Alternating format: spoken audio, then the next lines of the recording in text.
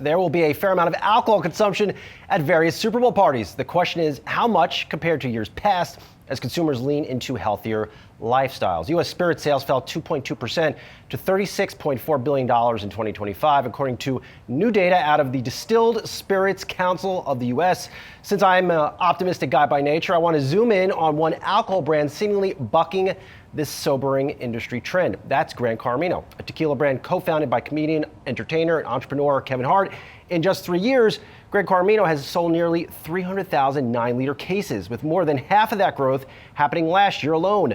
Last year, the brand climbed to number 22 in total tequila sales, up from 31 in 2024. I'm excited to welcome Kevin Hart back to Yahoo Finance, and we have a YF first-timer with him and James Morrissey, co-founder of Gran Coramino and president and CEO of Global Brand Equities. James is someone flown under the radar, but he has become one of the liquor industry's biggest power players. Good morning to you both. Thanks for doing this. Kevin, good to see you again here. Your brand is bucking some of this pressure we are in fact seeing on the liquor industry. Like, how do you explain this? Rare air, flying in rare air. I think hard work definitely pays off. And, a lot of the hard work that I'm referring to, of course, went into developing the liquid. And, the liquid is what matters most, right? If you have something that people are responding to and that they love, they'll keep coming back. And I think our growth is a testament to simply that. Extremely excited about where we are. But even more excited about where I feel we're going. How is the brand different, Kevin, today compared to when you helped launch it a couple years ago?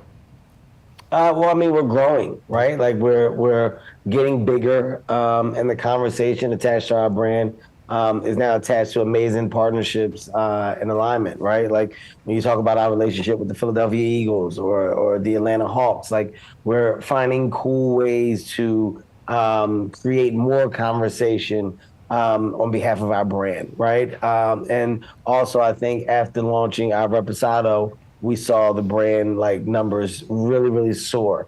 So finding more ways to expand, finding those key relationships and components of conversation that can ultimately help us grow, that's been our priority, right? And I think using the weapon of myself, winning where we can to make sure that we're in the right rooms, to have the right conversations, to develop new relationships, new partnerships, et cetera, is also what we prioritize a lot of our time as well. James, you have a knack. You have a knack for developing brands like this. I think about what you've done with like Rosé and Post Malone. Like, what is it? How have you gotten the brand to this point? Well, look, the brand it's about authentic partnership. It's about the entrepreneurial spirit of the co-founders. And when you look at Gran Coramino, we've got the best-in-class partners around the table. Our co-founder, Juan Domingo Beckman, CEO and president of Beckley and Cuervo. He's an 11th generation tequila maker. His family got the first license from the King of Spain to create the first tequila production in a commercial way. We've got best-in-class partners, and the distribution that Proximo bring to the table has allowed us to deliver outsized results year on year. But ultimately, the partnership with Kevin has been authentically about ownership. Yes, the consumer sees a lot of the activity on social media and the fun consumer work that we do in the market, but the really valuable work is done behind the scenes, meeting the distributors, going around the country, shaking hands with our trade partners, and ensuring this business is underpinned for long-term generational success. James, what do you think, to the outsider looking in, what do you say to those folks say, oh, this is a celebrity liquor brand, it doesn't taste good, like I've tried it, I mean this stuff tastes amazing. Like, how important is it to have the right partner to get a business like this, not only off the ground, but growing to the extent it is? Look, this is a best-in-class ultra-premium tequila product, which happens to be owned by one of the world's greatest entertainers. It's not a celebrity brand forward. It happens to be owned by someone who is very well known and has a huge profile. But at the end of the day, it's about the business partnership. We delivered almost $2 million in sales a week last year at a consumer level in stores. We grew by 100% in 25 versus 2024 on a volume basis. And with the industry flat or in decline, we've seen consumers shift to prioritize quality over quantity. And that's where we're seeing this shift. People are willing to spend a little more to get a great quality product, but they are consuming less. They're just being more selective about it. James, this brand has pulled in, if my notes are correct, $200 million in total retail sales since its launch. How do you go to $500 million? We've got aggressive targets over the next few years. We'll be in the market aggressively this year. Tomorrow we'll be in San Francisco for Super Bowl weekend, activating the brand with Kevin. In April, we're going to hit a number of cities and meet our trade partners. But the brand stands on its own 2 feet now. It doesn't require Kevin every day going out there and hosting every consumer event. Gran Coramino as a brand is, as you said, the 22nd biggest tequila brand in the country. There are 3,000 brands out there. And to deliver those results in 3 years is a testament to the objective. How do we create a premium product that can stand on the shelf on its own 2 feet and be independently successful off the IP and the quality of the liquid we've created with Juan and Proximo? Kevin, your buddy The Rock has a tequila brand. I've also tried that brand as well. Do you guys share advice? Do you want to merge at some point and create like a tequila powerhouse? I mean, we definitely share information. When merging is not a conversation that we're having. I think there's enough room for us to each have our own versions of success. But, you know, in the early stages of his launch, I was there for him as he was for me. There's never a conversation attached to competition at all.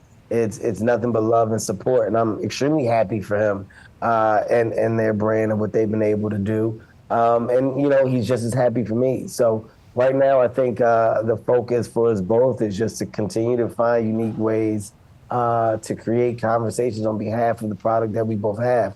For me, like James just said, it's about making sure that we're in the right rooms, that we are building on the relationships that we currently have, and going out and grabbing the ones that we don't. And I think that's where the best work is done. The work is done with your feet on the ground. The work is done with you making the time to be in those rooms and ultimately put your product in a better position of growth. You know, I want to see Gran Coramino reach global status. I want the brand to be recognized all over, right? Like that's when I think I will personally be happy with our level of success. Wherever you go, you look on the shelf and you see a Gran Coramino bottle. Kevin, you're a mentor to many. I think I've heard Drewski, for example. What advice do you give this next generation of entrepreneurs that have seen your success and want to try to replicate it? You know, I think you have to do things that you love, and I think when you love what you do, as simple as this may sound, it makes doing those things so much easier. I've tried to mirror all brand attachments or development or creatives to what I love for real, the things that I would embrace naturally anyway. How do I build a portfolio around those things, around the things that I'm going to do on a day-to-day or the things that I'm going to embrace or support? And ownership is key, right? When you're talking about longevity, you're talking about revenue and building building blocks that are basically going to stay, not building blocks that can be knocked over easily. I would say ideas are just ideas until you actually put them into like the stages of like truth or real turnover. No thought is a thought for me just to have it. It's one that I say, okay, wow, this is something that I want to do, but how can I go out and achieve the task at hand? How do I make these things happen? Sure. How do I surround myself with doers as well? You become a product of your circle. And I think my circle is at a point of completion because I'm growing with people that want just as much as I do. None of us are content.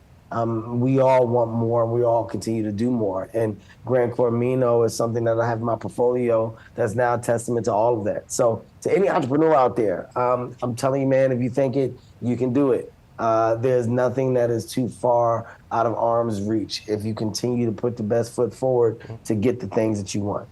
Appreciate you guys. Enjoy the big game. Good luck on all the success. Kevin, thanks for only giving me some time through years. And James, good to finally meet you. Look forward to staying in touch.